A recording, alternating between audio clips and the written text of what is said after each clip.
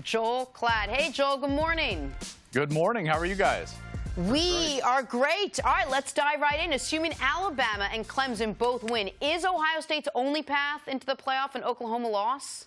I think it actually could be a kind of a combination. If Oklahoma were to struggle again, in particular on the defensive side, give up 45-plus points, and Ohio State is dominant, then I think the committee has a chance to say that Ohio State has fixed the problems that they've seen earlier in the season, whereas Oklahoma hasn't. So I don't think it's clear-cut as far as Oklahoma winning in if Bama is to win the SEC. Hey, with Bama, are they on a bye week? Do they have to just show up in Georgia? Or are they automatically going to be in the Final Four regardless of what happens? And what if their quarterback was happen to get nicked in this game? Would that affect the Final Four? Yeah, I think it would. I think all of those things would affect it. Now, personally, if I was in the committee room, Cris, no, Bama is not on a bye week. They would have to win this week. I really despise this whole lose your last game and still go to the playoff mentality. We saw it last year when they lost the Iron Bowl. They were still included. To me, they've been great, yes, but let's let them earn it on the field against a really good Georgia team in the SEC championship game. I don't think you should go to the playoff unless you win your conference. So for me, I think Bama is playing for the right to go, and if they lose, I think you'll likely see them fall out of this playoff. Remember, politically, within the conferences and within the conference commissioners, there's a strong push to try to uphold the conference champions, and because of that, I think Bama might be playing for their right to go. All right, let's go back to the Ohio State-Michigan game. You called it. That second half was shocking to me. I know it was listening to you. You were at least somewhat shocked by what you were seeing. Yeah. Who do you think that game means more for going forward?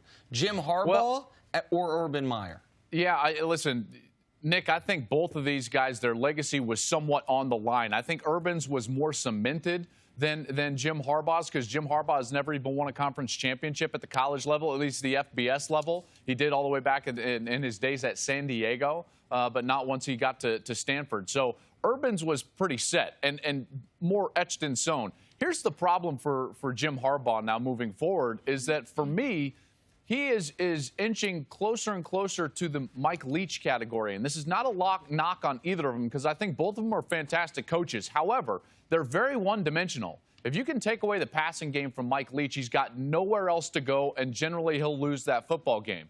If Jim Harbaugh's teams cannot run the ball, they've got nowhere else to go. They cannot sit back and pass the ball. They have no ability to do that from a drop-back standpoint or from a shotgun standpoint, even with a quality quarterback like Shea Patterson, or at least everyone thought was a quality quarterback in Shea Patterson. So moving forward, I think this game meant more to Jim Harbaugh, but in the negative fashion than in the positive fashion for Urban Meyer. Well, so I want to stay on that for a moment, because we've talked about this week on the show. What feels like a lifetime ago, Jim Harbaugh, when he was coaching at San Francisco, went to the University of Nevada, saw what they had done with Colin Kaepernick and that pistol offense, brought it to San Francisco, and there was a stretch of time where that seemed indefensible. We saw him run all over the Green Bay Packers in the playoffs at Lamp. He had great moments. But Cris made the point, what offensive innovation has Harbaugh done since then? Why do you think he's had so much trouble his entire time at Michigan, now with all his own players, with a quality quarterback, at having any type of offense that looks, I don't know, interesting, for lack of a better term?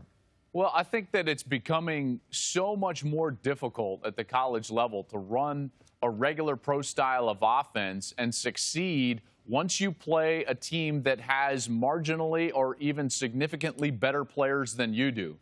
Michigan's got great players, but Ohio State on the talent spectrum is better than Michigan right now. I think even this year with their younger players, their talent and their potential is better. We saw the speed from guys like Paris Campbell. And ultimately, I think that you've got to be two-dimensional.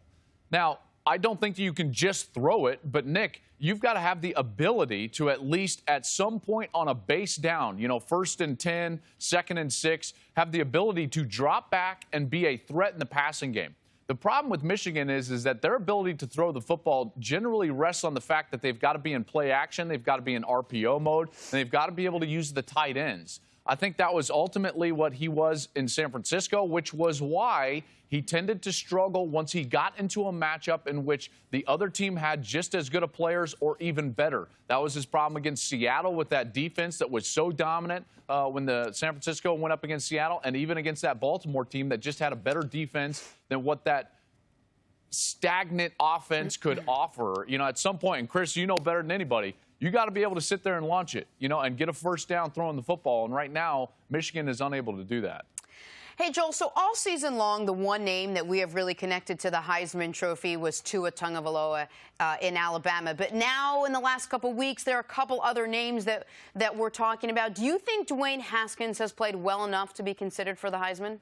There's no question about it. I mean, he's had the single greatest season in Big Ten history throwing the football. Dwayne Haskins has been incredible. And here's the other part of this that I don't think has been focused on enough. And I tried to touch on it during the broadcast, although it's really hard during a game.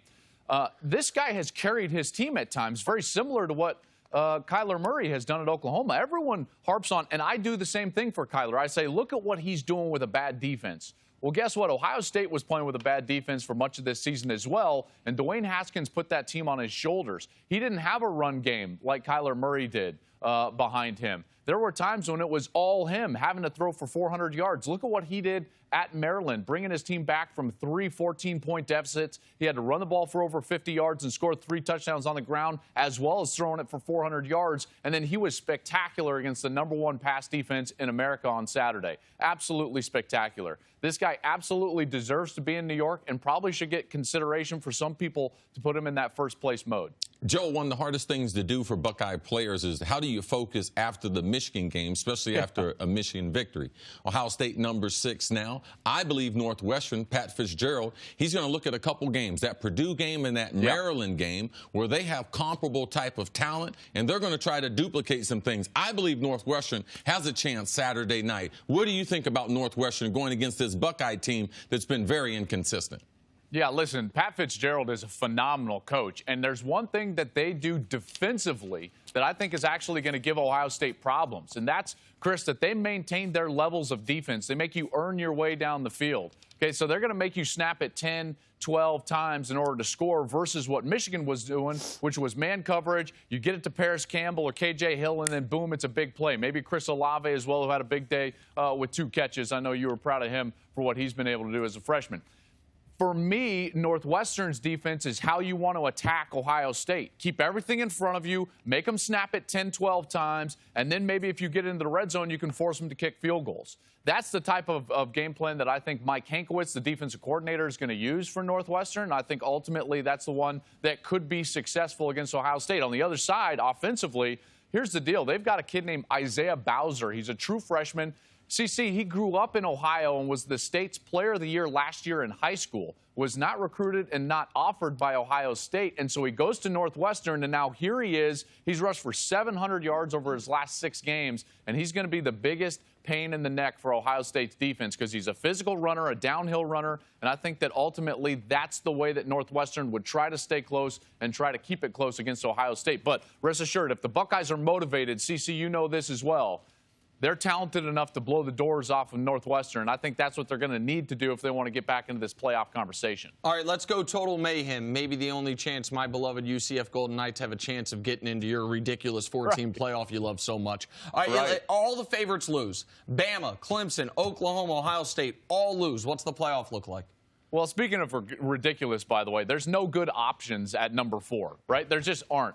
Ohio State's flawed, Oklahoma's flawed, and if Bama loses, they would be flawed. So growing it just brings more flawed teams into it, which means that your system is also ridiculous. Nick, if all the favorites lose, I think that the 4 teams that you see in the top 4 right now would be the 4 teams that win. I think they would include Clemson and Alabama just in the 3 and 4 seed, and you would move Georgia and Notre Dame up to the 1 and 2 seeds. So nothing would change if all the favorites were to lose this weekend because you're not putting Utah in the playoff. You're not putting Washington in the playoff. And I don't think you're putting UCF in the playoff. As much as everyone's going to hate that, Mackenzie Milton's injury, I think, is going to keep the UCF Golden Knights out of this. And quite frankly, I don't know if they're going to be able to beat Memphis without Mackenzie Milton on the field. So that's a game that now is up in the air. Not going to beat Memphis. Ain't lost in 2.5 years. Now they're going to lose to Memphis. I'm just saying. Paxton Lynch not walking through that door, Joel. He's not. Come on, He's not. man. All right, Joel, thanks for joining us. Thanks for firing Nick up. We really appreciate it. See you Monday morning. I'll rile him up some more. All right, Perfect. see you, brother. Thanks for watching. Subscribe here to get the latest from the show. Also, be sure to check out more of the best clips from First Things First, or go watch a few segments from our other shows on FS1.